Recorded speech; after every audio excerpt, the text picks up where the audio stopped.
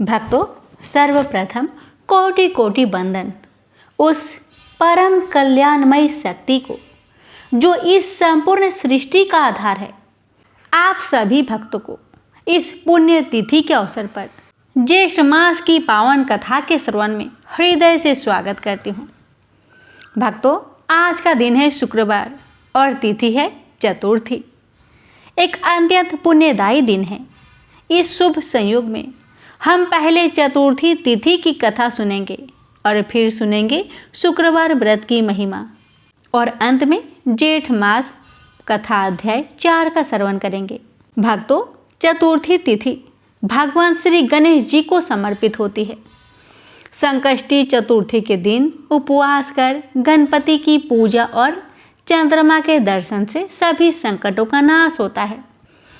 आज की चतुर्थी विशेष है क्योंकि इसे एक दंता संकष्टी चतुर्थी भी कहते हैं।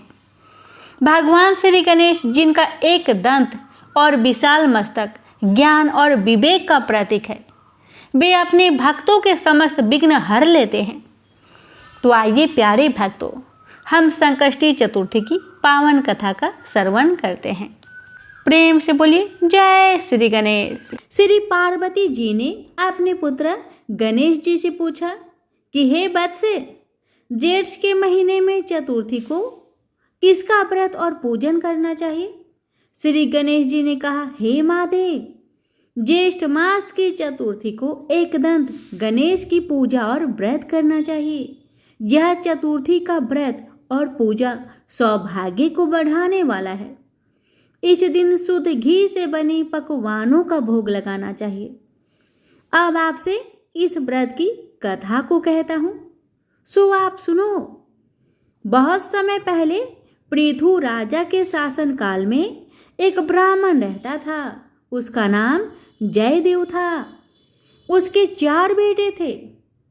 उन चारों की 4 बहुएं थी।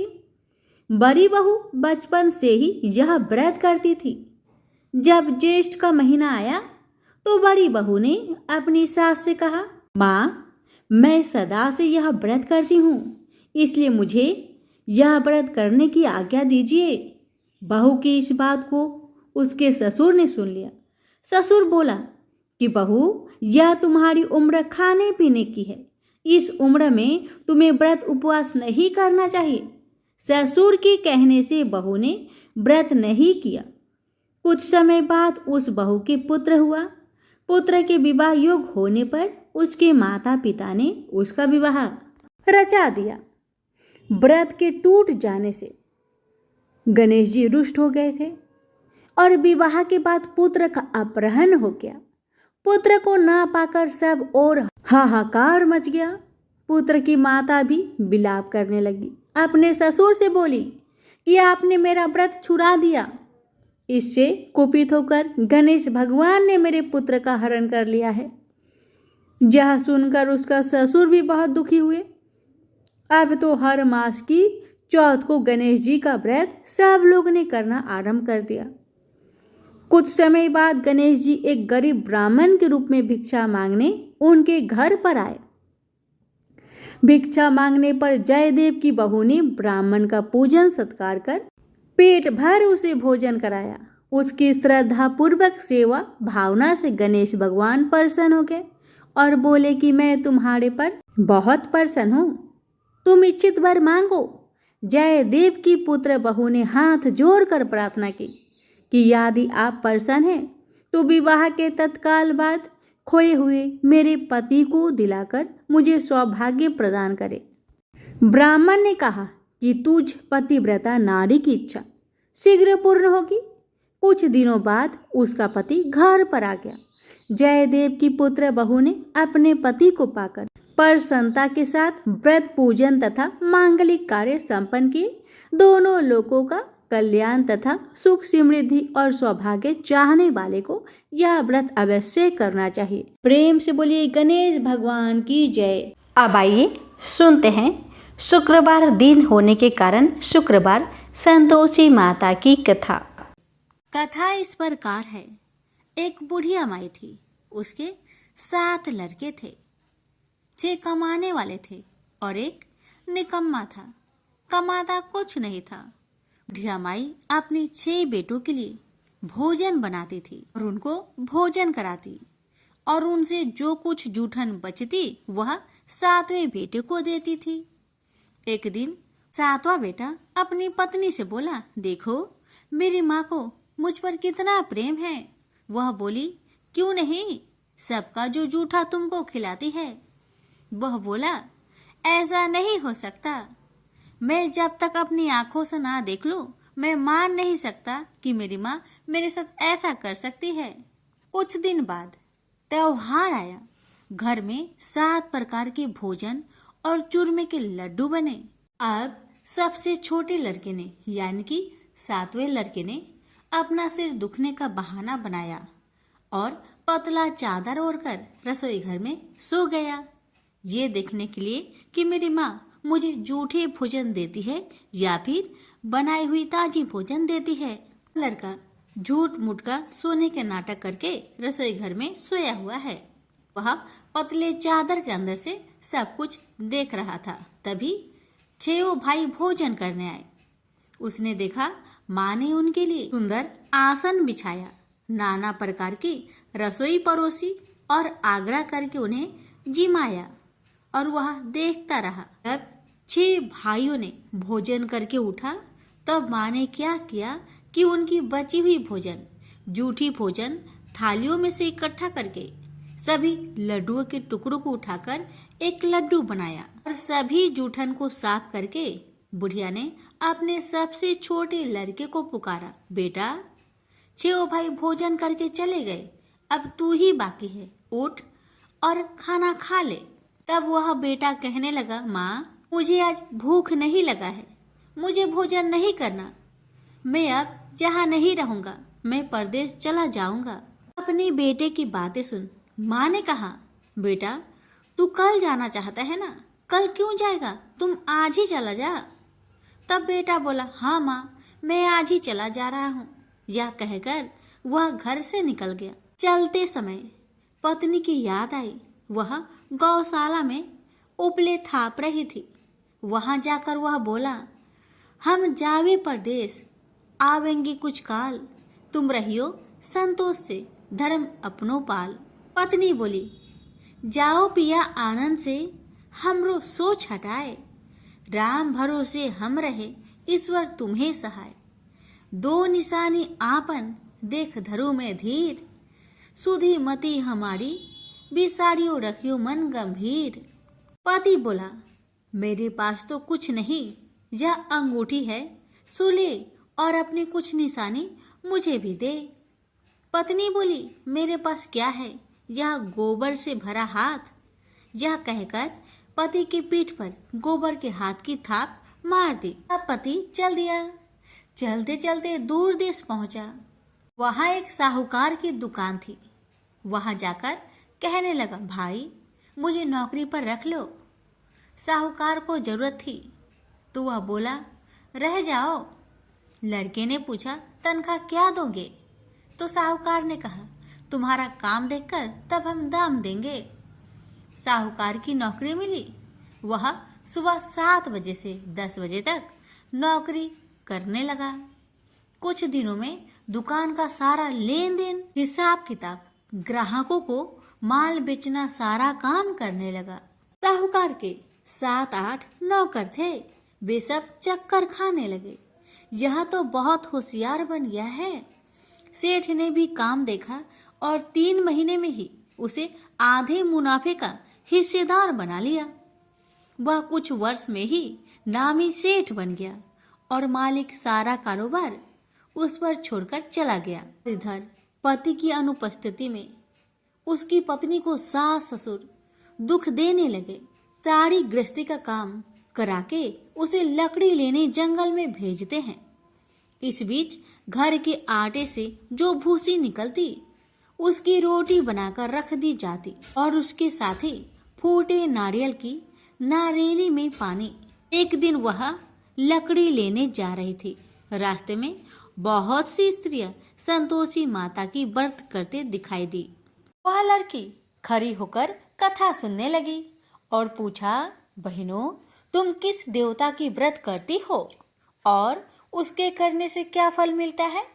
यदि तुम इस व्रत का विधान मुझे समझाकर कहोगी तो मैं तुम्हारा बड़ा एहसान मानूंगी। तब उनमें से एक स्त्री बोली, सुनो बहन, यह संतोषी माता का व्रत है। इसके करने से निर्धनता, दरिद्रता का नाश होता है और जो कुछ मन में कामना हो सब संतोषी माता की कृपा से पूरी होती है। तब उसने उससे व्रत की विधि पूछी। वह भक्तिनी स्त्री बोली, 1.25 आने का गुड़ चना लेना, इच्छा हो तो 5.25 आने का लेना, या फिर 1.25 रुपए का भी सहूलियत के अनुसार लाना। बिना परेशानी और श्रद्धा व प्रेम से जितना भी बन पड़े 1.25 लेना। प्रत्येक शुक्रवार को निराहार रहकर कथा सुनना। इसके बीच कर्म टूटे नहीं, लगातार नियम पालन करते रहना। सुनने वाला कोई ना मिले तो घी का दीपक जला उसके आगे या जल के पात्र के सामने रखकर कथा कहना। जब कार्य सिद्ध ना हो नियम का पालन करना और कार्य सिद्ध हो जाने पर व्रत का उद्यापन करना। 3 मास में माता फल पूरा करती है। यदि किसी के ग्रह खोटे भी हो तो भी माता वर्ष भर में कार्य सिद्ध करती है। फल सिद्ध होने पर उद्यापन कर लेना चाहिए, बीच में नहीं। उद्यापन में 2.5 सेर आटे का खाजा तथा इसी परिमाण में खीर तथा चने का साग करना। 8 लड़कों को भोजन कराना। जहाँ तक मिले देवर, जेठ, भाई बंधु के हो, न मिले तो रिश्तेदारों और पास पड़ोसियों को बुलाना। उन्हें भोजन करा, यथाशक्ति दक्षिणा दे। माता का नियम पूरा करना। उस दिन घर में खटाई न खाना। यह सुन बुढ़िया माई के लड़के की बहू चल दी। रास्ते में लकड़ी की बोझ को बेच दिया और उन पैसों से गुड़ चना ले माता की व्रत की तैयारी कर आगे चली और सामने मंदिर देखकर पूछने लगी, यह मंदिर किसका है। सब कहने लगे, संतोषी माता का मंदिर है। यह सुनकर माता के मंदिर में जाकर चरणों में लौटने लगी। दीन हो विनती करने लगी, माँ मैं निपट अज्ञानी हूँ, व्रत के कुछ भी नियम नहीं जानती, मैं दुखी हूँ। हे माँ जगत जननी मेरा दुख दूर कर, मैं तेरी शरण में आई हूँ। माता को दया आई। एक शुक्रवार बीता कि दूसरे को उसके पति का पत्र आया और तीसरे शुक्रवार को उसका भेजा हुआ पैसा आ पहुंचा। यह देख जेठ जेठानी मुंह सिडोकने लगी। लड़के ताने देने लगे। काकी के पास पत्र आने लगे, रुपया आने लगा। अब तो काकी की खातिर बढ़ेगी। बेचारी सरलता से कहती, भैया कागज आवे रुपया आवे, हम सब के लिए अच्छा है। ऐसा कहकर आंखों में आंसू भरकर संतोषी माता के मंदिर में आ मातेश्वरी के चरण में गिरकर रोने लगी। माँ मैंने तुमसे पैसा कब मांगा है माँ, मुझे पैसे से क्या काम है माँ, मुझे तो अपने सुहाग से काम है। मैं तो अपनी स्वामी के दर्शन मांगती हूँ माँ। तब माता ने प्रसन्न होकर कहा, जा बेटी तेरा स्वामी आएगा। यह सुनकर खुशी से बावली होकर घर जा पहुंची, अपना काम काज करने लगी। अब संतोषी माँ विचार करने लगी, इस भोली पुत्री को मैंने कह तो दिया कि तेरा पति आएगा, लेकिन कैसे, वह तो इसे सपने में भी याद नहीं करता। उसे याद दिलाने को मुझे ही जाना पड़ेगा।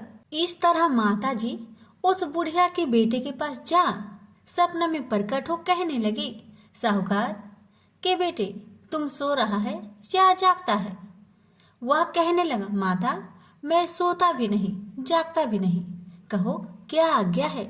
माता कहने लगी, तेरे घर बार कुछ है कि नहीं। वह बोला, मेरे पास सब कुछ है माँ, माँ बाप है, पत्नी है, क्या कमी है माँ। माँ बोली, भोले पुत्र तेरी पत्नी घोर कष्ट उठा रही है, तेरे माँ बाप उसे परेशान कर रहे हैं, वह तेरे लिए तरस रही है, तू उसकी सुधि ले। वह बोला, हाँ माता जी, यह तो मालूम है, परंतु जाऊं तो कैसे? परदेश की बात है, लेन देन का कोई हिसाब नहीं है, कोई जाने का रास्ता भी नहीं आता, कैसे चला जाऊं? माँ कहने लगी, मेरी बात मान, सवेरे नहा धोकर संतोषी माता का नाम ले, घी का दीपक जला, दंडवत कर दुकान पर बैठ, देखते देखते तेरा सारा लेन देन चुक जाएगा, जमा का माल बिक जाएगा, साज होते होते धन का भारी ढेर लग जाएगा। माता की बात मानकर वह नहा धोकर संतोषी माता को दंडवत घी का दीपक जला। थोड़ी देर में देने वाले रुपए लाने लगे, लेने वाले हिसाब लेने लगे, कोठे में भरे सामान की खरीदारी नगद दाम में दे सौदा करने लगे। शाम तक धन का भारी ढेर लग गया। मन में माता का नाम ले चमत्कार देख प्रसन्न होकर घर ले जाने के वास्ते गहना कपड़ा सामान खरीदने लगा। यह काम से निपट तुरंत घर को रवाना हुआ। उधर उसकी पत्नी जंगल में लकड़ी लेने जाती है। लौटते वक्त माता जी के मंदिर में विश्राम करती है। वह तो उसके प्रतिदिन रुकने का जो स्थान ठहरा। धूल उड़ती देख वह माता से पूछती है, हे माता, यह धूल कैसे उड़ रही है? माता कहती है, हे पुत्री, तेरा पति आ रहा है, अब तू ऐसा कर, लकड़ियों के 3 बोझ बना ले, एक नदी के किनारे रख और दूसरा मेरे मंदिर पर, वह तीसरा अपने सिर पर। तेरे पति को लकड़ियों का गट्टर देख मोह पैदा होगा, वह यहाँ रुकेगा, नाश्ता पानी खाकर माँ से मिलने जाएगा। तब तू लकड़ियों का बोझ उठाकर जाना और चौक में गट्टर डालकर जोर से आवाज देकर कहना, लो सासू जी, लकड़ियों का गट्टर लो, भूसी की रोटी दो, नारियल की खोपरे में पानी दो, आज मेहमान कौन आया है? माता जी बहुत अच्छा कहकर वह प्रसन्न मन से लकड़ियों के 3 गट्टर बनाई, एक नदी के किनारे पर और एक माता जी के मंदिर पर रखा। इतने में मुसाफिर आ पहुंचा। सूखी लकड़ी देख उसकी इच्छा उत्पन्न हुई कि हम यहीं पर विश्राम करें और भोजन बनाकर खा पी कर गाँव जाए। इसी तरह रुककर भोजन बना, विश्राम करके गांव को गया, सबसे प्रेम से मिला। उसी समय सिर पर लकड़ी का गट्टर लिए वह उतावली सी आती है, लकड़ियों का भारी बोझ आंगन में डालकर जोर से 3 आवाज देती है, लो सासू जी, लकड़ियों का गट्टर लो, भूसी की रोटी दो, आज मेहमान कौन आया है? यह सुनकर उसकी सास बाहर आकर अपने दिए हुए कष्टों को भुलाने हेतु कहती है, बहू ऐसा क्यों कहती है? तेरा मालिक ही तो आया है, आ बैठ, मीठा भात खा, भोजन कर, कपड़े पहन, गहने पहन। उसकी आवाज सुन उसका पति बाहर आता है, अंगूठी देख व्याकुल हो जाता है और माँ से पूछता है, माँ यह कौन है? माँ ने कहा, बेटा यह तेरी पत्नी है, जब से तू गया है तब से सारे गांव में भटकती फिरती है, घर का कामकाज कुछ नहीं करती, 4 पहर आकर खा जाती है। वह बोला, ठीक है माँ, मैंने इसे भी देखा और तुम्हें भी, अब दूसरे घर की ताली दो, मैं उसमें रहूंगा। माँ बोली, ठीक है, जैसी तेरी मर्जी। तब वह दूसरे मकान की 3री मंजिल का कमरा खोल सारा सामान जमाया। एक दिन में ही राजा के महल के जैसा ठाट बाट बन गया। अब क्या था, बहू सुख भोगने लगी। इतने में शुक्रवार आया। उसने पति से कहा, मुझे संतोषी माता का व्रत उद्यापन करना है। पति बोला, खुशी से कर लो। वह उद्यापन की तैयारी करने लगी। जेठानी के लड़कों को भोजन के लिए कहने गई। उन्होंने मंजूर किया, परंतु पीछे से जेठानी ने अपने बच्चों को सिखाया, देखो भोजन के समय खटाई मांगना, जिससे उसका उद्यापन पूरा ना हो। अब तो बच्चे जिमने आए, खीर खाना पेट भर के खाए, परंतु बाद में खाते ही कहने लगे, हमें खटाई दो, खीर खाना हमको नहीं भाता, देखकर आरुचि होती है। वह कहने लगी, भाई खटाई किसी को नहीं दी जाएगी, यह माँ संतोषी का प्रसाद है। लड़के उठ खड़े हुए, बोले, पैसे लाओ। भोली बहू कुछ जानती नहीं थी, वह उन बालकों को पैसे दे दिए। लड़के उसी समय हट करके इमली खटाई ले खाने लगे। यह देखकर बहू पर माताजी ने कोप किया। राजा के दूत उसके पति को पकड़कर ले गए। जेठ जेठानी मन माने वचन कहने लगे, लूट लूट कर धन इकट्ठा कर लाया है, अब सब मालूम पड़ जाएगा जब जेल की मार खाएगा।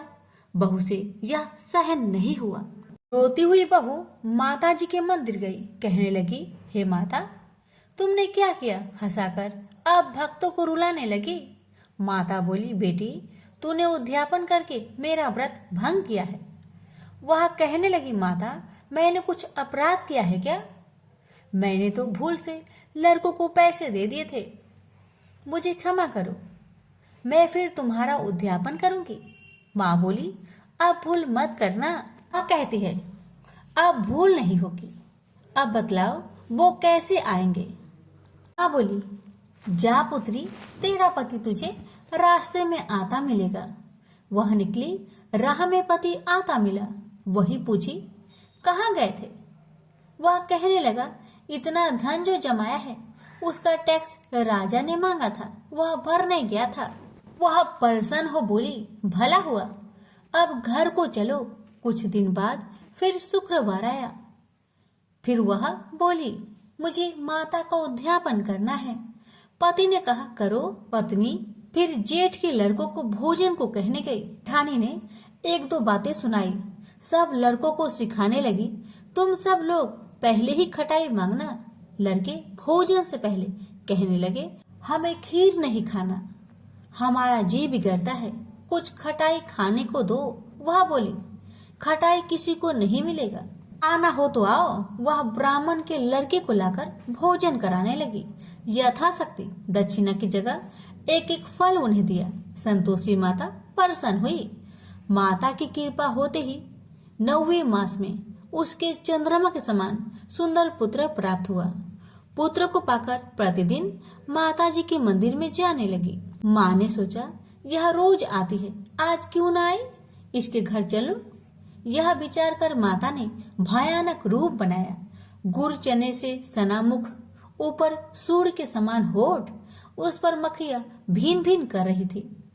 दहली पर पैर रखते ही उसकी सास चिल्लाई, देखो रे देखो, कोई चुड़ैल डाकिन चली आ रही है, लड़कों इसे भगाओ नहीं तो किसी को खा जाएगी। लड़के भागने लगे, चिल्लाकर खिड़की बंद करने लगे। बहू रोशनदान में देख रही थी, प्रसन्नता से पगली बंद चिल्लाने लगी, आज मेरी माँ मेरे घर आई है, आज मेरी माता मेरे घर आई है। वह बच्चों को दूध पीने से हटाती थी। इतने में सास का क्रोध फट पड़ा। वह बोली, क्यों उतावली हुई है, बच्चे को पटक दिया। इतने में माँ के प्रताप से लड़के ही लड़के नजर आने लगे। वह बोली, माँ, जिसका मैं व्रत करती हूँ, यह वही संतोषी माता है। सबने माता जी के चरण पकड़ लिए और विनती कर कहने लगे, हे माता, हम मूर्ख हैं, अज्ञानी है, तुम्हारे व्रत की विधि हम नहीं जानते, व्रत भंग कर हमने बड़ा अपराध किया है।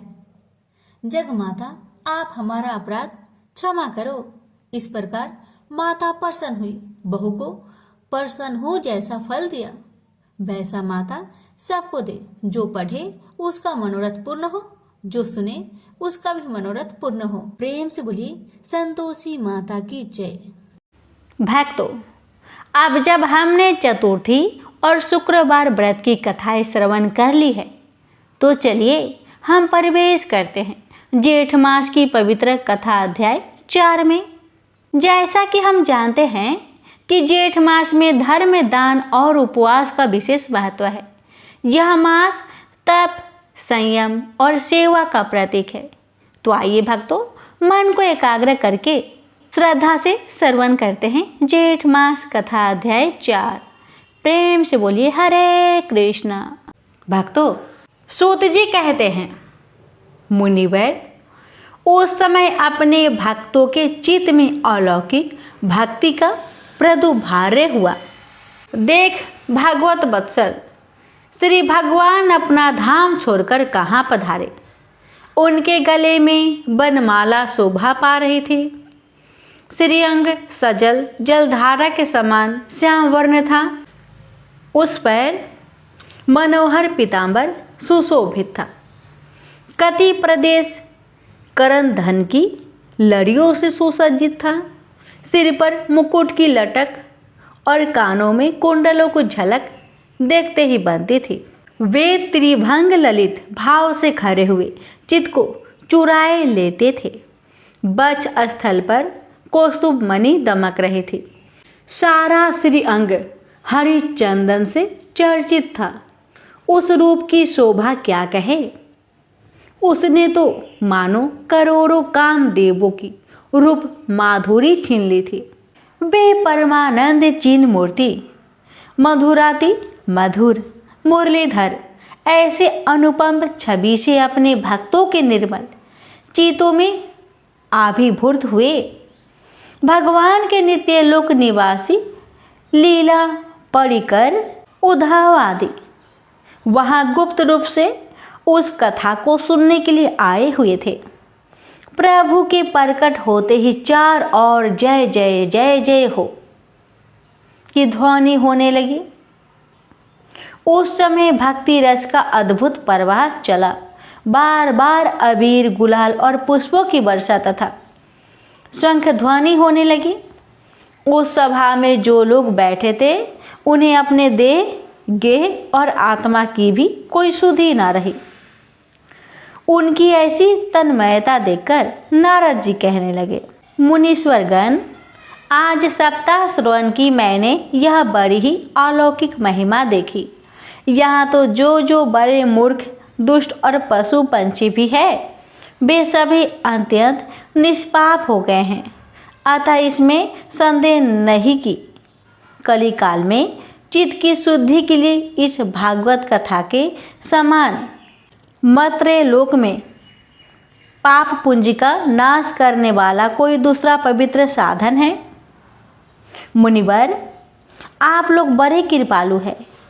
आपसे संसार के कल्याण का विचार करके यह बिल्कुल निराला ही मार्ग निकाला है। आप कृपया ये तो बताइए कि इस कथा रूप सप्ताह यज्ञ के द्वारा संसार में कौन कौन सा लोग पवित्र हो जाते हैं। सनकादिक ने कहा, जो लोग सदा तरह तरह के पाप किया करते हैं, निरंतर दुराचार में ही तत्पर रहते हैं और उल्टे मार्ग से चलते हैं, तथा जो लोग क्रोध अग्नि से जलते रहने वाले कुटिल और काम परायण हैं, वे सभी इस कलयुग में सप्ताह यज्ञ से पवित्र हो जाते हैं। जो सत्य से च्युत, माता पिता की निंदा करने वाले, तृष्णा के मारे व्याकुल, आश्रम धर्म से रहित, दंभी, दूसरों की उन्नति देखकर कुढ़ने वाले और दूसरों को दुख देने वाले हैं, वे भी कलयुग में सप्ताह यज्ञ से पवित्र हो जाते हैं। जो मदिरापान, ब्रह्म हत्या, स्वर्ण की चोरी, गुरु स्त्री गमन और विश्वासघात, ये 5 महापाप करने वाले, छल, चदपरायण, क्रूर, पिचासों के समान निर्दयी, ब्राह्मणों के धन से पुष्ट होने वाले और व्यभिचारी है, वे भी कलयुग में सप्ताह यज्ञ से पवित्र हो जाते हैं। जो दुष्ट आग्रह पूर्वक सर्वदा मन, वाणी या शरीर से पाप करते रहते हैं, दूसरे के धन से ही पुष्ट होते हैं तथा मलिन मन और दुष्ट हृदय वाले हैं, वे भी कलयुग में सप्ताह यज्ञ से पवित्र हो जाते हैं। नारद जी, अब हम तुम्हें इस विषय में एक प्राचीन इतिहास सुनाते हैं। उसके सुनने से ही सब पाप नष्ट हो जाते हैं। पूर्व काल में तुंगभद्रा नदी के तट पर एक अनुपम नगर बसा हुआ था। वहाँ सभी वर्णों के लोग अपने अपने धर्मों का आचरण करते हुए सत्य और सत्य कर्मों में तत्पर रहते थे। उस नगर में समस्त वेदों का विशेषज्ञ और स्रोत स्मार्ट कर्मों में निपुण एवं आत्मदेव नामक ब्राह्मण रहता था। वह साक्षात दूसरे सूर्य के समान तेजस्वी था। वह धनी होने पर भी भिक्षाजीवी था। उसकी प्यारी पत्नी धुंधुली कुलीन एवं सुंदरी होने पर भी सदा अपनी बात पर अड़ जाने वाली थी। उसे लोगों की बात करने में सुख मिलता था। स्वभाव था क्रूर, प्राय कुछ न कुछ बकवाद करती रहती थी। गृह कार्य में निपुण थी, कृपण थी और थी झगड़ालू भी। इस प्रकार ब्राह्मण दंपति प्रेम से अपने घर में रहते और विहार करते थे। उनके पास अर्थ और भोग विलास की सामग्री बहुत थी। घर द्वार भी सुंदर थे, परंतु उससे उन्हें सुख नहीं था। जब अवस्था बहुत ढल गई तब उन्होंने संतान के लिए तरह तरह के पुण्य कर्म आरंभ किए और वे दीन दुखियों को गौ, पृथ्वी, स्वर्ण और वस्त्र आदि दान करने लगे। इस प्रकार धर्म मार्ग में उन्होंने अपना आधा धन समाप्त कर दिया, तो भी उन्हें पुत्र या पुत्री किसी का भी सुख देखने को न मिला। इसलिए अब वह ब्राह्मण बहुत ही चिंतातुर रहने लगा। एक दिन वह ब्राह्मण देवता बहुत दुखी होकर घर से निकलकर वन को चल दिया। दोपहर के समय उसे प्यास लगी, इसलिए वह एक तालाब पर आया। संतान के अभाव के दुख ने उसके शरीर को बहुत सुखा दिया था, इसलिए थक जाने के कारण जल पीकर वहां बैठ गया। 2 घड़ी बीतने पर वहां एक सन्यासी महात्मा आए। जब ब्राह्मण देवता ने देखा कि वे जल पी चुके हैं, तब वह उनके पास गया और चरणों में नमस्कार करने के बाद सामने खड़े होकर लंबी लंबी सांसें लेने लगा। सन्यासी ने पूछा, कहो ब्राह्मण देवता, रोते क्यों हो? ऐसी क्या तुम्हारी भारी चिंता है? तुम जल्दी ही मुझे अपने दुख का कारण बताओ। तो ब्राह्मण ने कहा, महाराज, मैं अपने पूर्व जन्म के पापों से संचित दुख का क्या वर्णन करूं? अब मेरे पितर मेरे द्वारा दी हुई जलांजलि की जल को अपनी चिंता जनित सांस से कुछ गर्म करके पीते हैं। देवता और ब्राह्मण मेरा दिया हुआ प्रसन्न मन से स्वीकार नहीं करते। संतान के लिए मैं इतना दुखी हो गया हूँ कि मुझे सब सुना ही सुना दिखाई देता है। मैं यहाँ प्राण त्यागने के लिए आया हूँ। संतानहीन जीवन को धिक्कार है, संतानहीन गृह को धिक्कार है, संतानहीन धन को धिक्कार है और संतानहीन कुल को धिक्कार है। मैं जिस गाय को पालता हूँ वो भी सर्वथा बाज हो जाती है। जो पेड़ लगाता हूँ उस पर भी फल फूल नहीं लगते। मेरे घर में जो फल आता है वो भी बहुत जल्दी सड़ जाता है। जब मैं ऐसा अभागा और पुत्रहीन हूँ, तब फिर इस जीवन को ही रखकर मुझे क्या करना है? यूं कहकर वह ब्राह्मण दुख से व्याकुल हो उन सन्यासी महात्मा के पास फूट फूट कर रोने लगा। तब उन जाति वर्ग के हृदय में बड़ी करुणा उत्पन्न हुई। वे योगनिष्ठ थे। उन्होंने उसके ललाट की रेखाएं देखकर सारा वृंतांत जान लिया और फिर उसे विस्तार पूर्वक कहने लगे। सन्यासी जी ने कहा, ब्राह्मण देवता, इस प्रजा प्राप्ति का मोह त्याग दो। कर्म की गति प्रबल है। विवेक का आश्रय लेकर संसार की वासना छोड़ दो। वृषभवर सुनो, मैंने इस समय तुम्हारा पारबंध देखकर निश्चय किया है कि 7 जन्म तक तुम्हारे कोई संतान किसी प्रकार नहीं हो सकती। पूर्व काल में राजा सागर एवं अंग को संतान के कारण दुख भोगना पड़ा था। ब्राह्मण, अब तुम कुटुंब की आशा छोड़ दो। संन्यास में ही सब प्रकार का सुख है। तब ब्राह्मण ने कहा, महात्मा जी, विवेक से मेरा क्या होगा? मुझे तो बलपूर्वक पुत्र दीजिए, नहीं तो मैं आपके सामने ही शोक मूर्छित होकर अपने प्राण त्याग दूंगा। जिसमें पुत्र स्त्री आदि का सुख नहीं है, ऐसा संन्यास तो सर्वदा नीरस ही है। लोक में सरस तो पुत्र पौत्र आदि से भरा पूरा गृहस्थ आश्रम ही है। ब्राह्मण का ऐसा आग्रह देखकर उन तपोधन ने कहा, विधाता के लेख को मिटाने का हठ करने से राजा चित्रकेतु को बड़ा कष्ट उठाना पड़ा था। इसलिए देव जिसके उद्योग को कुचल देता है, उस पुरुष के समान तुम्हें भी पुत्र से सुख नहीं मिल सकेगा। तुमने तो बड़ा हठ पकड़ रखा है और अर्थ के रूप में तुम मेरे सामने उपस्थित हो। ऐसी दशा में मैं तुमसे क्या कहूँ। जब महात्मा जी ने देखा कि यह किसी प्रकार अपना आग्रह नहीं छोड़ता, तब उन्होंने उसे एक फल देकर कहा, इसे तुम अपनी पत्नी को खिला देना, इससे उसके एक पुत्र होगा। तुम्हारी स्त्री को 1 साल तक सत्य, शौच, दया, दान और एक समय ही अन्न खाने का नियम रखना चाहिए। यदि वह ऐसा करेगी तो बालक बहुत शुद्ध स्वभाव वाला होगा। यूं कहकर वे योगीराज चले गए और ब्राह्मण अपने घर लौट आया। वहां आकर उसने वह फल अपनी स्त्री के हाथ में दे दिया और स्वयं कहीं चला गया। उसकी स्त्री तो कुटिल स्वभाव की थी। वह रो रो कर अपनी एक सखी से कहने लगी, हे सखी, मुझे तो बड़ी चिंता हो गई। मैं तो यह फल नहीं खाऊंगी। फल खाने से गर्भ रहेगा और गर्भ से पेट बढ़ जाएगा, फिर कुछ खाया पिया तो नहीं जाएगा, इससे मेरी शक्ति छीन हो जाएगी। हे सखी, तब बता घर का धंधा कैसे होगा। और देवबस यदि कहीं गांव में डाकुओं का आक्रमण हो गया तो गर्भिणी स्त्री कैसे भागेगी।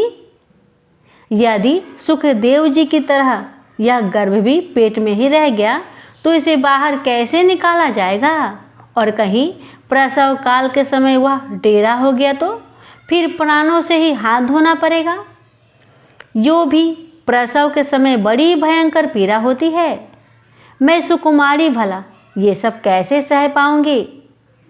मैं जब दुर्बल पड़ जाऊंगी तब ननद रानी आकर घर का सब माल मता समेत ले जाएगी और मुझसे तो सत्य, शौच आदि नियमों का पालन होना भी कठिन ही जान पड़ता है। जो स्त्री बच्चा जनती है उसे उस बच्चे के लालन पालन में भी बड़ा कष्ट होता है। मेरे विचार से तो बंधिया या विधवा स्त्री ही सुखी है। मन में ऐसे ही तरह तरह के कुतर्क उठने से उसने वह फल नहीं खाया। और जब उसके पति ने पूछा कि तुमने फल खाया, तब उसने कह दिया, हाँ मैंने खा लिया। एक दिन उसकी बहन अपने आप ही उसके घर आई। तब उसने अपनी बहन को सारा वृत्तांत कह सुनाया कि मेरे मन में इसकी बड़ी चिंता है। मैं इस दुख के कारण दिनों दिन दुबली हो रही हूँ। बहन, मैं क्या करूँ। बहन ने कहा, मेरे पेट में बच्चा है, प्रसव होने पर वह बालक मैं तुझे दे दूंगी। तब तक तुम गर्भवती के समान घर में गुप्त रूप से सुख से रहा करो। तू मेरे पति को कुछ ना धन देगी तो भी तुझे अपना बालक दे देंगे। हम ऐसे युक्ति करेंगे कि जिसमें सब लोग यही कहे कि इसका बालक 6 महीने का होकर मर गया। और मैं नित्य प्रति तेरे घर आकर उस बालक का पालन पोषण करती रहूंगी। तू इस समय इसकी जांच करने के लिए यह फल गौ को खिला दे। ब्राह्मणी ने स्त्री स्वभाववश जो जो उसकी बहन ने कहा था वैसे ही सब किया। इसके पश्चात समयानुसार जब उस स्त्री के पुत्र हुआ, तब उसके पिता ने चुपचाप लाकर उसे धुंधली को दे दिया और उसने आत्मदेव को सूचना दे दी कि मेरे सुखपूर्वक बालक हो गया है। इस प्रकार आत्मदेव के पुत्र हुआ सुनकर सब लोगों को बड़ा आनंद हुआ। ब्राह्मण ने उसका जात कर्म संस्कार करके ब्राह्मणों को दान दिया और उसके द्वार पर गाना बजना तथा अनेक प्रकार के मांगलिक कृत्य होने लगे। धुंधली ने अपने पति से कहा, मेरे स्तनों में तो दूध ही नहीं है, फिर गौ आदि किसी अन्य जीव के दूध से मैं इस बालक का किस प्रकार पालन करूंगी। मेरी बहन के अभी अभी बालक हुआ था, वह मर गया। उसे बुलाकर अपने यहाँ रख ले तो वह आपके इस बच्चे का पालन पोषण कर लेगी। तब पुत्र के रक्षा के लिए आत्मदेव ने वैसा ही किया तथा माता धुंधली ने उस बालक का नाम धुंधकारी रखा। इसके बाद 3 महीने बीतने पर उस गौ के भी एक मनुष्य आकार बच्चा हुआ। वह सर्वगुण सुंदर, दिव्य, निर्मल तथा स्वर्णसी कांति वाला था। उसे देखकर ब्राह्मण देवता बड़ा आनंद हुआ और उसने स्वयं ही उसके सब संस्कार किए। इस समाचार से और सब लोगों को भी बड़ा आश्चर्य हुआ और वे बालक को देखने के लिए आए तथा आपस में कहने लगे, देखो भाई, अब आत्मदेव का कैसा भाग्य उदय हुआ है। कैसे आश्चर्य की बात है कि गौ के भी ऐसा दिव्य स्वरूप बालक उत्पन्न हुआ है। देवयोग से इस गुप्त रहस्य का किसी को भी पता न लगा। आत्मदेव ने उस बालक के गौके से कान देखकर उसका नाम गौकर्ण रखा। कुछ काल बीतने पर वे दोनों बालक जवान हो गए। उनमें गौकर्ण तो बड़ा पंडित और ज्ञानी हुआ, किंतु धुंधकारी बड़ा ही दुष्ट निकला। स्नान शौच आदि ब्राह्मणोचित आचारों का उसमें नाम भी ना था और न खान पान का ही कोई परहेज था। क्रोध उसमें बहुत बढ़ा चढ़ा था। वह बुरी बुरी वस्तुओं का संग्रह किया करता था। मुर्दे के हाथ से छुआ हुआ अन्न भी खा लेता था। दूसरों की चोरी करना और सब लोगों से देश बढ़ाना उसका स्वभाव बन गया था। छिपे छिपे वह दूसरों के घरों में आग लगा देता था। दूसरे के बालकों को खिलाने के लिए गोद में लेता और उन्हें चट कुएं में डाल देता। हिंसा का उसे व्यसन सा हो गया था। हर समय वह अस्त्र शस्त्र धारण किए रहता और बेचारे अंधे और दीन दुखियों का व्यर्थ तंग करता। चंडालों से उसका विशेष प्रेम था। बस हाथ में फंदा लिए कुत्तों की टोली के साथ शिकार की टोह में घूमता रहता। वेश्याओं के जल में फंसकर उसने अपने पिता की सारी संपत्ति नष्ट कर दी। एक दिन माता पिता को मार पीट कर घर के सब बर्तन भारे उठा ले गया। इस प्रकार जब सारी संपत्ति स्वाहा हो गई तब उसका कृपण पिता फूट फूट कर रोने लगा और बोला, इससे तो इसकी माँ का बाज रहना ही अच्छा था। कुपुत्र तो बड़ा ही दुखदाई होता है। अब मैं कहाँ रहूं, कहाँ जाऊं? मेरे इस संकट को कौन काटेगा? हाय, मेरे ऊपर तो बड़ी विपत्ति आ पड़ी है। इस दुख के कारण अवश्य मुझे एक दिन प्राण छोड़ने पड़ेंगे। उसी समय परम ज्ञानी गोकर्ण जी वहां आए और उन्होंने पिता को वैराग्य का उपदेश करते हुए बहुत समझाया। वे बोले, पिताजी, यह संसार असार है। यह अत्यंत दुख रूप और मोह में डालने वाला है। पुत्र किसका, धन किसका? स्नेहवान पुरुष रात दिन दीपक के समान जलता रहता है। सुख न तो इंद्र को है और न चक्रवर्ती राजा को ही। सुख है तो केवल विरक्त एकांत जीवी मुनि को। यह मेरा पुत्र है, इस अज्ञान को छोड़ दीजिए। मोह से नरक की प्राप्ति होती है। यह शरीर तो नष्ट होगा ही, इसलिए सब कुछ छोड़कर वन में चले जाइए। गोकर्ण के वचन सुनकर आत्मदेव वन में जाने के लिए तैयार हो गया और उनसे कहने लगा, बेटा, वन में रहकर मुझे क्या करना चाहिए? ये मुझसे विस्तार पूर्वक कहो। मैं बड़ा मूर्ख हूँ। अब तक कर्म बस स्नेह पास में बंधा हुआ आपंग की भांति इस घर रूप अंधेरे कुएं में ही पड़ा रहा हूँ। तुम बड़े दयालु हो, इससे मेरा उद्धार करो। गोकर्ण ने कहा, पिताजी, यह शरीर हड्डी मांस और रूधिर का पिंड है। इसे आप में मानना छोड़ दे और स्त्री पुत्र आदि को अपना कभी ना माने। इस संसार को रात दिन क्षण भंगुर देखे। इसकी किसी भी वस्तु को अस्थायी समझकर उसमें राग न करे। बस एकमात्र वैराग्य रस के रसीर होकर भगवान की भक्ति में लगे रहे। भगवत भजन ही सबसे बड़ा धर्म है। निरंतर उसी का आश्रय लिए रहे। अन्य सब प्रकार के लौकिक धर्मों से मुख मोड़ ले। सदा साधु जनों की सेवा करे। भोगों की लालसा को पास न फटकने दे तथा जल्दी से जल्दी दूसरों के गुण दोषों का विचार करना छोड़कर एकमात्र भगवत सेवा और भगवान की कथाओं के रस का ही पान करे। इस प्रकार पुत्र की वाणी से प्रभावित होकर आत्मदेव ने घर छोड़ दिया और वन की यात्रा की। यद्यपि उसकी आयु उस समय 60 वर्ष की हो चुकी थी, फिर भी बुद्धि में पूरी दृढ़ता थी। वहाँ रात दिन भगवान की सेवा पूजा करने से और नियम पूर्वक भागवत के 10वें स्कंद का पाठ करने से उसने भगवान श्री कृष्ण चंद्र को प्राप्त कर लिया। प्रेम से बोलिए हरे कृष्णा। अब सुनिए भक्तों राम गाथा की आगे की कथा। धनुष टूटने के भीषण स्वर से सभी लोग परकंपित हो गए। सूर्य के घोड़े घबराकर मार्ग से हटकर चलने लगे। दिग्गज चित्कार कर उठे, भूमि कंपित हुई। समुद्र की गहराइया में कच्छप मत्स्य कुलमुलाने लगे। देवता मुनि राक्षस अपने कानों पर हाथ रख नेत्र बंद कर उठे। धनुष की डोरी चढ़ानी थी कि वह टूट ही गया।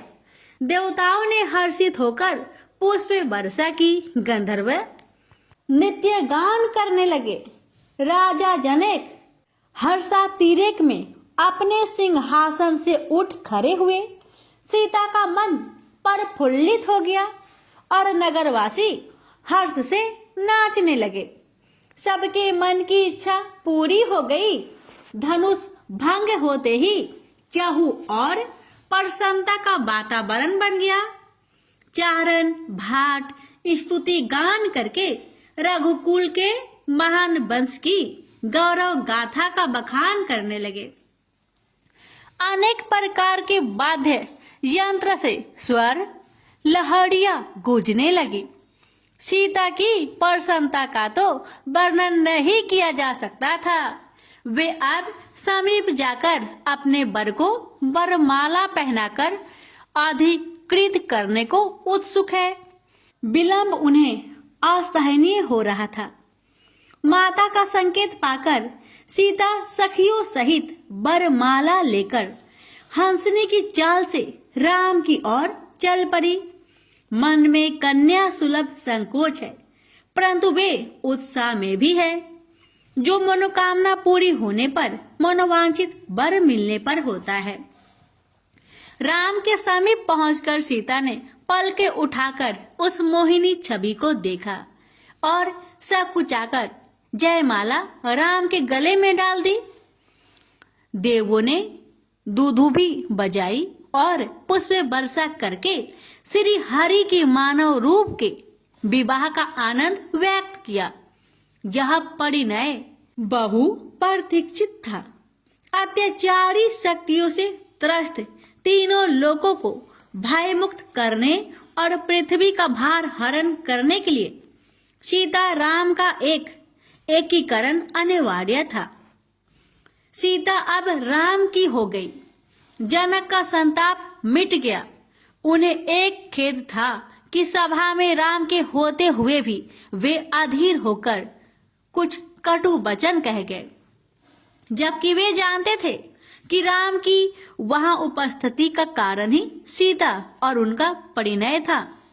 लक्ष्मण ठीक उस प्रकार गर्वमत है जैसे विजयी सेनापति होता है। सब और हर्ष है, सब और नहीं। कुछ ईर्ष्यालु और कपटी राजाओं का अपना अपमान असहनीय हो रहा है कि राम ने सीता का वरण कर लिया। एक बालक ने उनकी वीरता और बल का उपहास उड़ाया। ऐसे कुटिल राजाओं का एक दल बन गया था। अब वे संयुक्त होकर बलपूर्वक इस अवसर पर विघ्न डालने की कुटिल मंत्रणा कर चुके थे। सबने मिलकर निर्णय कर लिया कि पहले राम को समाप्त करके सीता को ले चलते हैं। फिर निर्णय करके कि सीता किसकी होगी। सबने अपने अस्त्र शस्त्र निकाल लिए थे और कोलाहल करके राम को घेरने लगे थे। वे भांति भांति के दुर्वचनों से राम को कोस रहे थे। लक्ष्मण ने जब उनकी कुटिल करनी और वाणी सुनी तो उनके नेत्र क्रोध से रक्तमीत हो उठे। उन्होंने अपना धनुष उठाकर जोरदार टंकार की, मानो कहीं उल्कापात हुआ हो। आक्रमण को आतुर नरेश लड़खड़ा गए। अभी लक्ष्मण अपने तूनीर में हाथ डाल ही रहे थे कि यज्ञशाला के द्वार से एक कठोर स्वर उभरा। क्या हो रहा है यहाँ? क्या हुआ है यहाँ? सबने उस दिशा में देखा जिधर से कठोर स्वर गूंजा था, तो राजाओं के अस्त्र गिर पड़े। भृगुकुल के महान दुष्टों के संहारक महर्षि परशुराम अपने कंधे पर फरसा रखे उधर ही आ रहे थे। सभी नरेश अपने अपने स्थान पर ऐसे जा बैठे जैसे सिंह को देखकर हिरनी अपनी माद में घुस जाती है। गौरवर्ण परशुराम के शरीर पर भस्म पूती थी और ललाट पर त्रिपुंड शोभेमान हो रहा था। उनके सिर पर जटाएं बिखरी थी और क्रोध से भय कुछ टेढ़ी हो गई थी। वे कमर के वलकल धारण किए हुए थे और उनके दोनों कंधों पर तूनीर लटके थे। परशुराम ने इधर उधर देखा और जैसे उनकी दृष्टि भंग हुई धनुष पर पड़ी तो उनकी आंखों में रक्त उतर आया। भुजाएं फरफराने लगी, क्रोध से देह कांप उठी और यह सब राज समाज को किसी अनिष्ट की आकांक्षा से भयभीत कर रहा था। उनके क्रोध से संसार परिचित था। अरे मूर्ख जनक, यह बता कि शिव धनुष किसने तोड़ा? उसे शीघ्र मेरे सामने ला, अन्यथा आज मैं तेरे राज्य का सर्वनाश कर दूंगा। मुनिवर के इन वचनों को सुनकर जनक शांत रहे, लेकिन कुटिल राजा सोच रहे थे कि अब राम की मृत्यु निश्चित है। जनक विश्वामित्र की ओर देख रहे थे, जो ऐसे निश्चिंत थे मानो कुछ विशेष ना हुआ हो। सीता जी का हृदय व्याकुल हो उठा। पूर्ववासी उस व्यवधान पर मन ही मन चिंतित हो गए।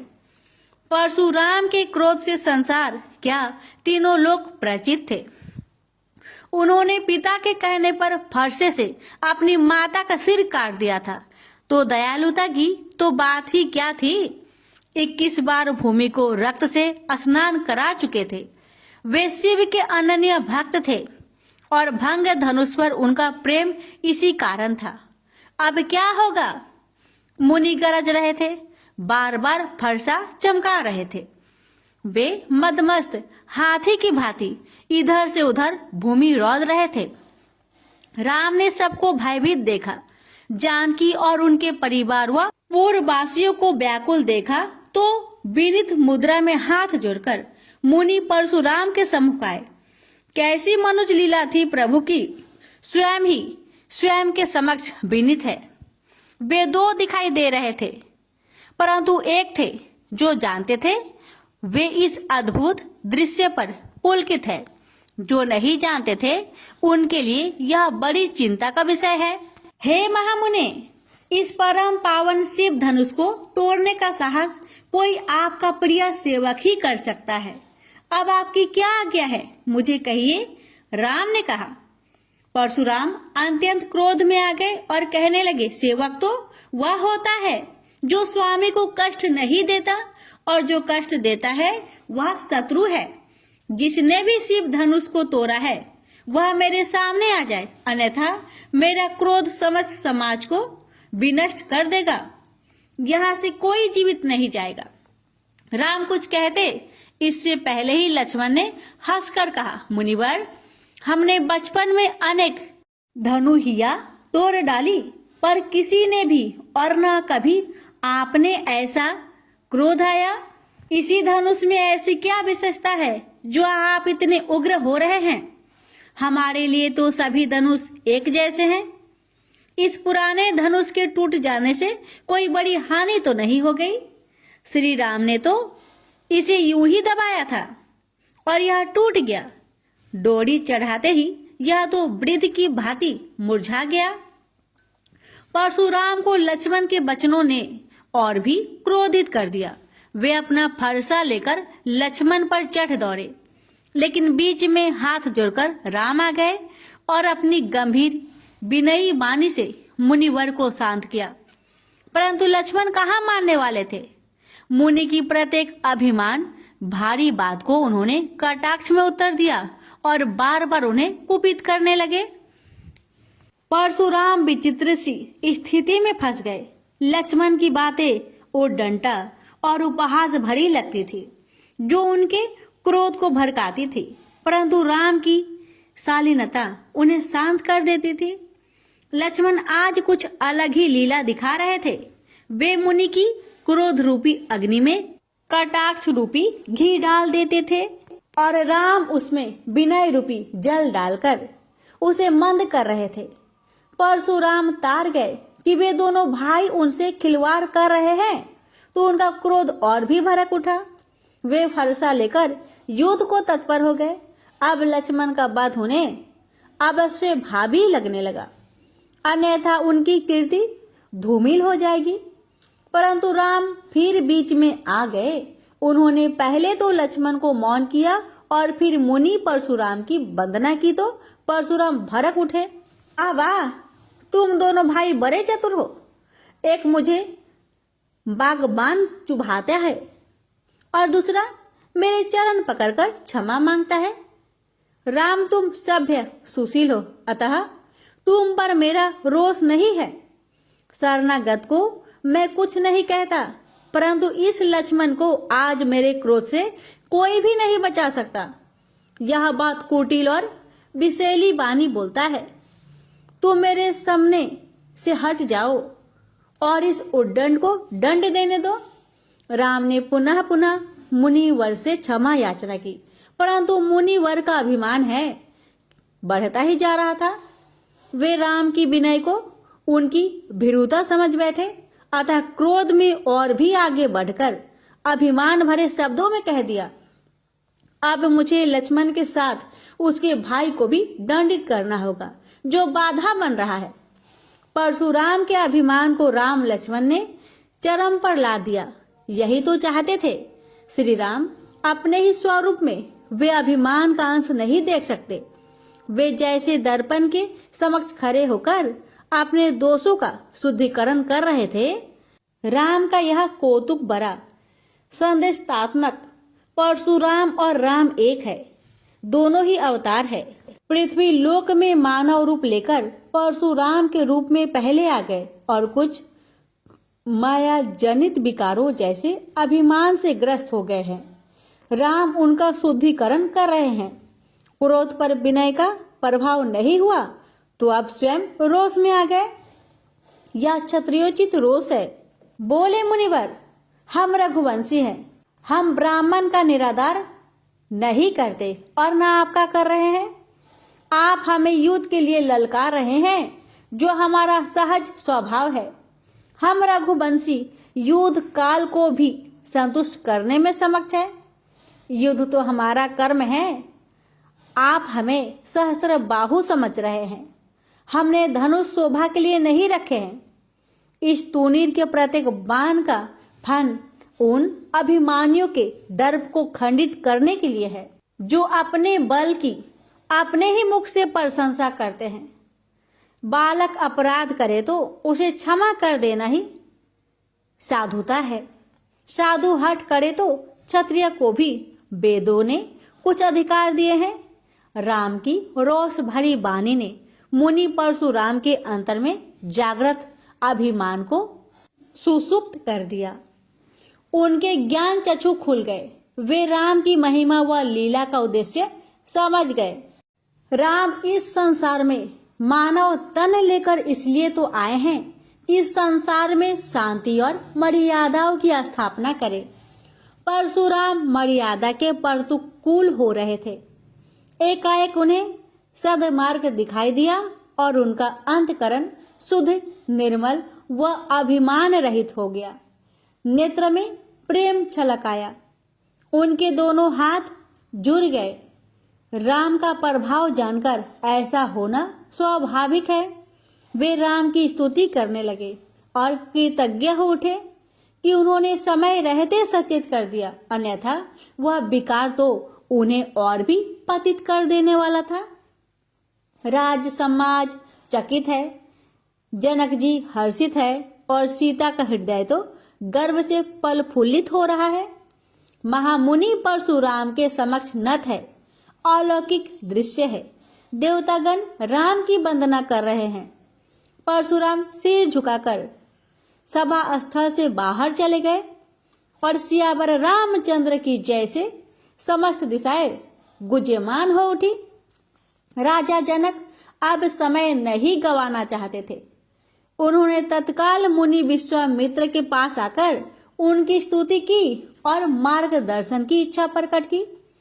विश्वामित्र बोले, स्वयंवर की विधि के अनुसार तो विवाह संपन्न हो गया है, परंतु अब रीति और कुल के अनुसार व्यवहार करना उचित रहेगा। राजा दशरथ को यह शुभ समाचार देकर उन्हें बारात लाने का निमंत्रण दे और विधि विधान व भव्यता से दोनों कुलों के इस संबंध को सुदृढ़ता प्रदान करे। यही नीति संगत है। मुनि विश्वामित्र और गुरु सदानंद की आज्ञा से राजा जनक ने परिणय पत्रिका लिखवाई और दूतों को सब बातें समझाकर अयोध्या भेज दिया।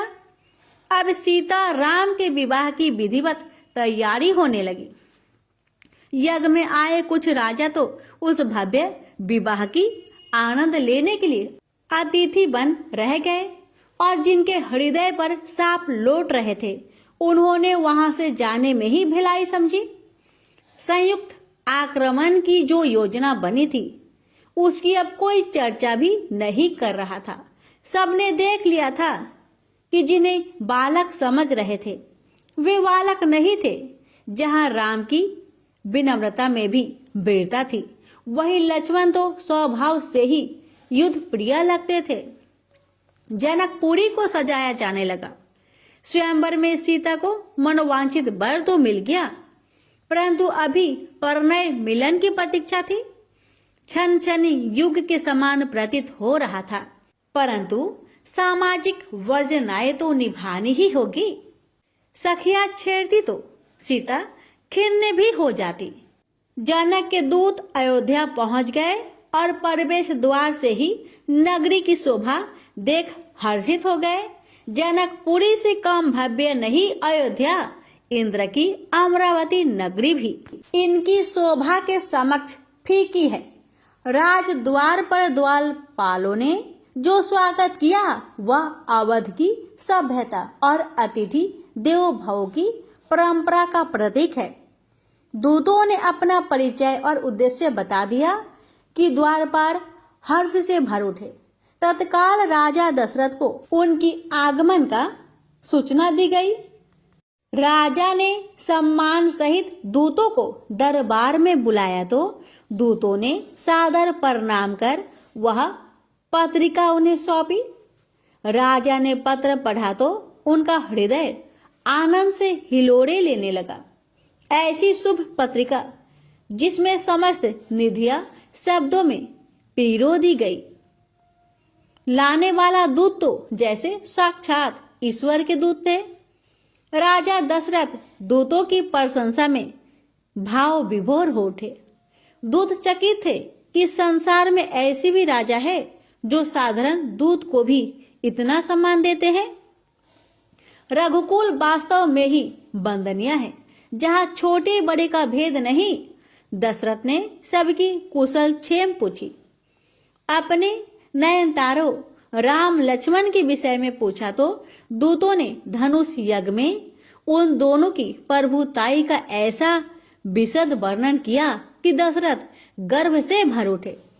दूतों को यथेष्ट पुरस्कार देकर उन्हें विदा किया और कुलगुरु वशिष्ठ को बुलाकर पत्रिका उन्हें सौंपी। अयोध्या में सर्वत्र आनंद था। जब से राम लक्ष्मण गए हैं तब से कुछ रिक्तासी आ गई थी, परंतु आज आनंद कई गुना बढ़ गया। राम के विवाह का समाचार महल से लेकर नगर ग्राम तक सब जगह फैल गया और उत्सव शुरू हो गया। घर घर मंगल गान गाए जाने लगे। गांव गांव ढोल नगारे बजने लगे। बाजारों में रौनक बढ़ गई। अयोध्या भर में राम के विवाह उत्सव की धूम मच गई। अयोध्या को भी सब प्रकार से सजाया गया। बारात की तैयारियां होने लगी। बाजारों में बड़ी भीड़ थी। यद्यपि नगरवासी वस्त्र, आभूषण आदि सब कुछ अपने धन से खरीदने में सक्षम थे, परंतु अब राजआज्ञा थी कि जिसे जो भी चाहिए राजकीय खर्च पर खरीदे। राम के विवाह का ऐसा ही उत्साह था। महल में मंगलाचरण और जो भी संस्कार है सब विधिवत किए गए। आज तो अयोध्या का विशाल राजमहल भी छोटा पड़ने लगा, क्योंकि राज्य भर से स्त्रियां गीत नृत्य के लिए आ गई। रात भर नारी कंठों से सामूहिक विवाह गीत गूंजते रहे। अनेक रथ तैयार किए गए। रात भर कारीगर काम करते रहे और नए रथों का निर्माण किया गया। समस्त अयोध्या व्यस्त और हर्षोन्मत्त थी। बारात के प्रस्थान स्थल पर अनेक हाथी, रथ और अश्व सजे खड़े थे। नगरवासी सुंदर परिधानों में सजे धजे और नाचते गाते उत्साह से परिपूर्ण थे। पालकियां तैयार थी। एक रथ और वशिष्ठ जी और दूसरे पर राजा दशरथ शंख ध्वनि के साथ ही बारात चल पड़ी। विशाल वाद्य यंत्र से आकाश गुंजयमान हो रहा था। कहीं घोड़े नाच रहे थे तो कहीं हाथियों के कौतुक थे। जहां विश्राम होता वहां का आनंद ही अलग था। मार्ग में सभी सगुन अनुकूल हो रहे थे। कई दिनों की हर्ष यात्रा के पश्चात भव्य बारात गंगा किनारे पहुंच गई। वहां राजा जनक ने पुल बनवा दिए थे। स्थान पर विश्रामशालाएं थी। इनमें शीतल पेय, अनगिनत व्यंजन, सुगंधित पदार्थ आदि सर्वसुलभ थे। बारात जनकपुरी के द्वार पर पहुंची तो समृद्धि मिलन हुआ। जनक अनेक उपहार लेकर उनके स्वागत को पहुंचे। फिर बारात जनवासे में पहुंची। राम ने सुना तो उनका हृदय पिता के दर्शन को व्याकुल हो उठा। विश्वामित्र ने उनकी मनोदशा समझी और उन्हें लेकर जनवासे में आ गए। अपने पुत्र को इतने समय बाद देखकर दशरथ के नेत्रों से आंसू धारा बह उठी। उन्होंने पुत्र को हृदय से लगा लिया। फिर भरत, शत्रुघ्न अपने भाइयों से मिले। चारों भाइयों की शोभा देखकर सब आनंद से भर गए। सभी लग्न का समय शेष था, अतः आनंद के लिए समय मिल गया था। जनकपुरी में यह समाचार फैल गया था कि राम लक्ष्मण के जैसे ही उनके दो और भाई हैं। पूर्ववासी उन्हें देखने आने लगे और उनके दर्शन करके अपने भाग्य को सहराने लगे। लग्न का समय स्वयं ब्रह्मा जी ने सौधा। अगहन मास, हेमंत ऋतु और सभी ग्रह नक्षत्र, गोचर आदि अनुकूल थे। तिथि, वार और मुहूर्त भी श्रेष्ठ थे। सभी प्रकार से अनुकूल गोधूली की वह पावन बेला भी आ गई जिसकी सभी को प्रतीक्षा थी। राजा जनक गुरु पुरोहित सतानंद जी के साथ बारात को लेने गए और सत्कार सहित उन्हें विवाह मंडप तक लाया गया। राम वर रूप में घोड़े पर सवार शोभ्यमान थे। देवगण उनके इस रूप पर भाव विभोर हो रहे थे। इस विवाह का वास्तविक आनंद जो मनुष्य रूप में ही लिया जा सकता है। अतः ऐसा विचार कर देव समाज भी मनुष्य का भेष बनाकर बारात में सम्मिलित हो गए। ऐसे सुंदर अनुपम रूप के बारातियों को देखकर सब हर्षित हो रहे थे। बड़े ही भव्य और सभी वैदिक व लौकिक रीतियां से सभी परिणय संस्कार संपन्न किए गए। मुहूर्त होने पर सीता जी को मंडप में बुलाया गया। सीता का रूप और सौंदर्य देखकर दशरथ सहित सभी अयोध्या वासी हर्ष से भर गए। कुल के अनुरूप कुल वधू पाकर कौन हर्षित न होगा। वर वधू की शोभा अवर्णीय है। कुलाचारों के बाद गौरी गणेश और देवों की पूजा और ब्राह्मणों के प्रति संकल्प किए गए। वेदी में अग्निदेव ने सुख से आहुति ग्रहण की। फिर वर कन्या ने भावरेली स्त्रियां भावर गीत गा रही थी और विवाह संस्कार हो रहे थे। जनक जी हर्षित मन से अपने समधी दशरथ के पास बैठे थे। उनके मन में एक सुंदर विचार उठा और वे कुछ कहना चाह रहे थे, लेकिन कह नहीं पा रहे थे। दशरथ ने उनके भाव समझकर प्रेम से पूछा, क्या कोई विशेष बात है? तब जनक ने कहा कि यह संबंध दो कुलों और अनेक पीढ़ियों का सुदृढ़ संबंध है। उनकी और एक कन्या उर्मिला और दो कन्या मांडवी और श्रुतकृति सीता के समान ही उनकी अनुसुताएं हैं। वे भी विवाह योग्य है। अतः यदि दशरथ जी स्वीकार करे तो इस मंडप में आहा। दशरथ तो हर्ष से भर गए। आनंद क्षण भर में 4 गुना कैसा होता है, यह आज उन्हें अनुभूति हुई। दोनों समधी गले मिले और उसी मंडप में लक्ष्मण, उर्मिला, भरत, मांडवी और शत्रुघ्न व श्रुति कृति का भी पानी ग्रहण संस्कार कराया गया। 4 युगल वर वधू एक मंडप के नीचे शोभ्यमान हो रहे थे, मानो चारों वेद मानव रूप में आ विराजे हो। इंद्र आदि देवता उस समारोह में मनुष्य रूप में आए थे और हर्षित हो रहे थे। ऐसा आनंद तो कभी स्वर्ग में भी नहीं आया। धन्य है धरा का मानव जीवन। तभी तो देवता भी मानव देव को तरसते हैं। श्री हरि ने तभी यह रूप धरा है। मनुज देव बड़े पुण्य तप से प्राप्त होती है। विवाह संस्कार संपन्न हो गए। चारों वर वधुओं ने 7 फेरे लेकर 7 वचन दे दिए। 9 वधुएं चितवन से अपने वरों को देख रही है। लक्ष्मण और शत्रुघ्न के रूप एक समान है। दोनों ही गौरवर्ण है। राम और भरत श्याम वर्ण है। जनक के नेत्र प्रसन्नता से सजल हो गए। माता सुनीता तो प्रसन्नता के आवेग से फूली नहीं समा रही थी।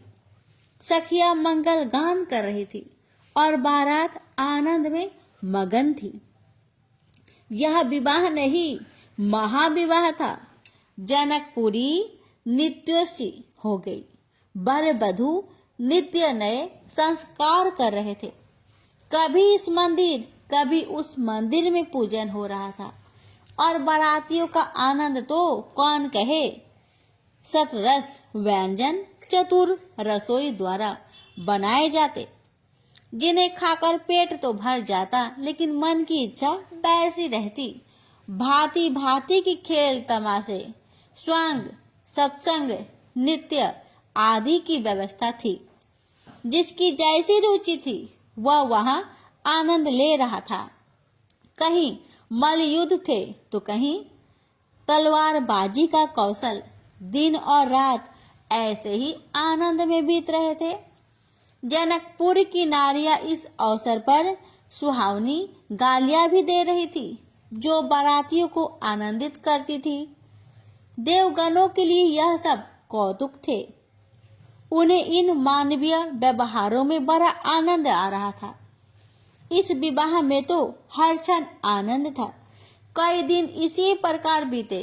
फिर गुरु वशिष्ठ और राजा दशरथ के कहने पर विदाई की तैयारियां होने लगी। जनक जानते थे कि अभी कुछ दिन और यह आनंद उत्सव इसी प्रकार चलता रहे, परंतु समय की भी कोई मर्यादा है। दोनों पक्षों में परस्पर ऐसी प्रीत हो गई थी कि कोई एक दूसरे से विलग नहीं होना चाहता, परंतु यह संभव नहीं।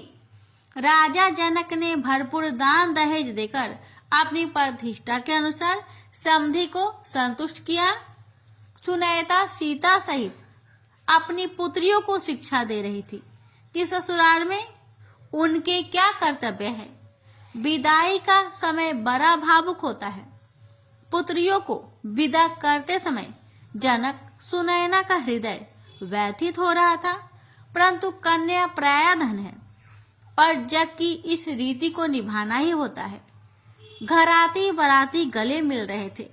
सुख की अनुभूतियों में वियोग का रस तनिक पीड़ा दे रहा था, परंतु यह भी आनंद ही होता है।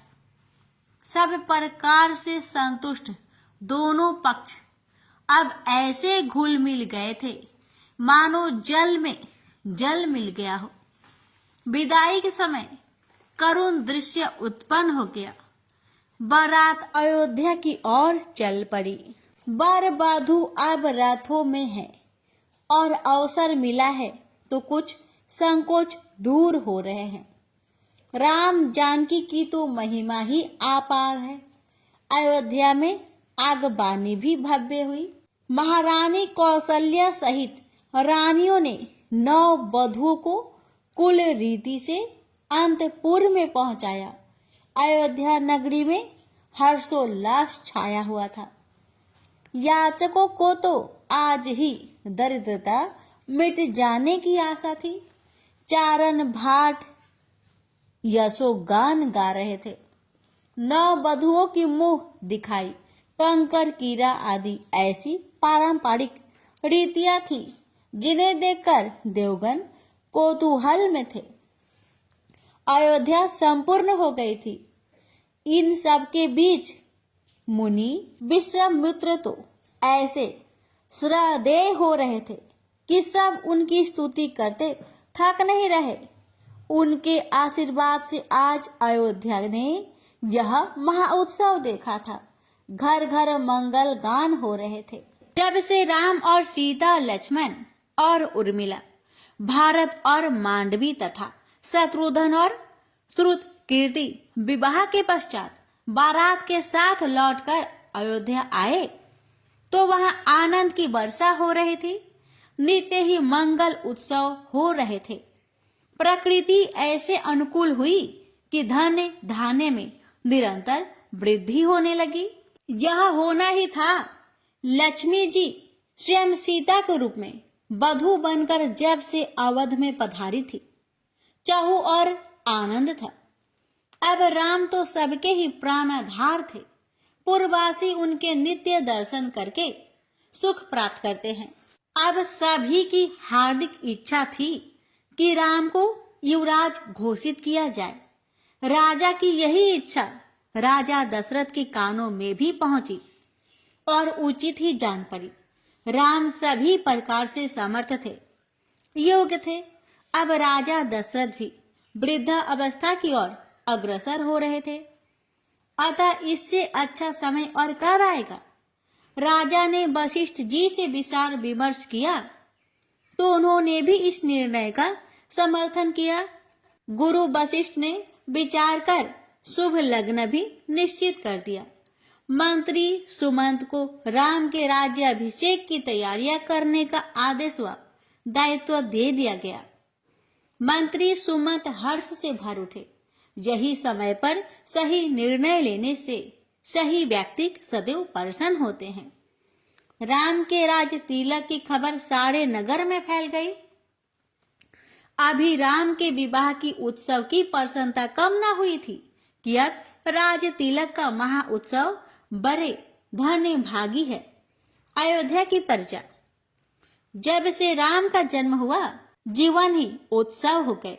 नित्य नए नए उत्सव हो रहे थे। राम अब राजा बनेंगे। अयोध्या की प्रजा आनंद मगन हो रही थी।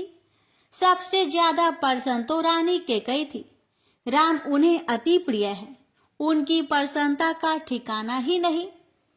राज तिलक की तैयारियां में अंतपुर में क्या क्या संस्कार होने हैं, यह सब उनकी ही देख रेख में हो रहा था। उनकी व्यवस्था देखकर राम के प्रति उनके प्रेम का पता चलता है। अयोध्या जीवंत थी। स्थान स्थान पर उत्सव हो रहे थे। और नगरवासी उनमें बढ़ चढ़कर भाग ले रहे थे।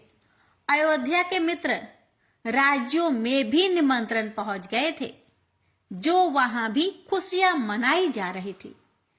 राम के राजा बनने के समाचार से सभी प्रसन्न थे, परंतु इंद्र आदि देवता चिंतित हो उठे। राम राजा बन गए तो राक्षस का अंत कैसे होगा? फिर तो वे राजकाज में ही उलझे रहेंगे। वे सीमित लक्ष्य के लिए तो इस संसार में नहीं आए, उन्हें तो संसार को निर्भय करना है, और यह कार्य अवध के राजमहल में रहकर नहीं हो सकता। कोई उपाय तो करना ही होगा। अब कल सुबह ही तो राज्याभिषेक होना था। इंद्र आदि देवताओं ने सरस्वती से इस विषय में सहायता करने की विनय की और अपनी योजना बताई। रानी केकई की एक प्रिय दासी मंत्रा थी। मंत्रा वृद्धा थी और केकई की धाई माँ थी। केकई की माता का स्वर्गवास उनके बचपन में ही हो गया था और मंत्रा ने ही माँ बनकर उनका पालन पोषण किया था। उन दोनों में इतनी प्रीति हो गई थी कि जब केकई का विवाह हुआ तो मंथरा को अपने साथ ही अयोध्या ले आई थी। मंथरा ने केकई पर अपने मातृत्व का पूरा प्रभाव डाला था। देवताओं की प्रेरणा से देवी सरस्वती ने पहले मंथरा की ही बुद्धि फेर दी। उसका केकई के प्रति मोह चरम पर पहुंच गया। केकई का उत्साह देखकर मंथरा क्षण भर के लिए तो हिचकी, परंतु सरस्वती ने अपना प्रभाव बढ़ाकर उसे सम्मोहित कर लिया और इसी सम्मोहन की दशा में मंथरा रानी केकई के कक्ष में गई। देवीय प्रभाव के वशीभूत मंथरा ने उसके हित की बात कहनी शुरू कर दी। हे रानी, कुमार भरत यहाँ नहीं है। राजा ने स्नेहवश राम का राज तिलक करने की ठान ली है। इससे रानी कौशल्या का गर्व तो और भी बढ़ जाएगा और भरत उनका सेवक बन जाएगा। फिर राम के पुत्र राजा होंगे और भरत के पुत्र उनके सेवक होंगे। महारानी केकई की संतति क्या सेवकाई के लिए ही जन्म लेगी? यह व्यवस्था आज ना बदली तो फिर कभी ना बदलेगी। कुछ विचार करो। मेरी समझ में तेरी कोई बात नहीं आ रही है। जाने क्या चल रहा है तेरी बुद्धि में। मुझे बहुत से काम है, जो कहना है साफ साफ कहो। रानी, कुछ ऐसा कार्य करो कि राम के स्थान पर तुम्हारे प्रिय भरत का राज्याभिषेक हो जाए। रानी केकई भन्ना गई। उन्होंने क्रोध भरी नजरों से मंथरा को घूरा। कपटिन, ऐसी कुबुद्धि कहाँ से लाई है? ऐसा अनर्थकारी सोचा भी कैसे? केकई ने उसे धमकाया। पुनः ऐसा विचार भी जुआ पर लाई तो प्राण ही ले लूंगी। दाई माँ है, माँ बनने का प्रयास ना करो। देवता केकई की बात सुनकर निराश हो गए। काम बिगड़ रहा था, अतः सरस्वती जी से विनय की कि केकई की मति भी फेर दो, तब काम सफल होगा। जन कल्याण के लिए सरस्वती जी ने अपनी माया केकई पर भी चला दी। माया के प्रभाव से बाहर जाने को आतुर रानी केकई मंथरा की ओर मुड़ी और यदि क्षण भर के लिए मैं तेरी बात मान भी लेती हूँ तो ऐसा कैसे हो सकता है? मंथरा के नेत्रों में कुटिलता की चमक उभरी। उसने तत्काल केकई को वह उपाय बताया जिससे प्रातः होने वाला राम का राज्याभिषेक रोका जा सकता था और भरत का राज्याभिषेक हो सकता था। मंथरा ने स्मरण दिलाया कि राजा पर उसके 2 वरदान धरोहर के रूप में सुरक्षित है। केकई इस समय वे वरदान मांगकर अपना कार्य सिद्ध कर सकती है। केकई को सरस्वती की माया के वशीभूत यह बात समझ में आ गई। यह तो एक ही वरदान से हो जाने वाला काम था। थोड़ा सा त्रिया चरित्र ही तो दिखाना होगा। सरस्वती की प्रभाव के वशीभूत होकर रानी केकई ने सोचा कि रघुवंशी अपने वचन के लिए प्राण भी दे सकते हैं। इस एक वरदान से भरत को राज्य सिंहासन मिल जाए तो क्या बुरा है। परंतु मंथरा ने दूसरे वरदान का भी कुटिल उपयोग सुझाया, राम का 14 वर्ष का वनवास मांग लेना, अन्यथा सत्ता के लिए संघर्ष हो जाएगा। राम का प्रजा पर प्रभाव है, राम यहाँ रहे तो भारत के प्राण संकट में पड़ सकते हैं। देवी सरस्वती ने मंथरा से यह कहलवाया और केकई से मनवाया। ऐसा किए बिना देवलोक और पृथ्वी लोक का कल्याण नहीं होता था। माया के वशीभूत रानी केकई ने अपना श्रृंगार उतार फेंका और दोनों वरदानों की प्राप्ति हेतु दिनहीन बनकर कोप भवन में जा लेटी। प्रेम से बोलिए सियावर रामचंद्र की जय। भक्तों, आज के लिए यहीं तक। प्रेम से बोलिए ओम नमो भगवते वासुदेवाय।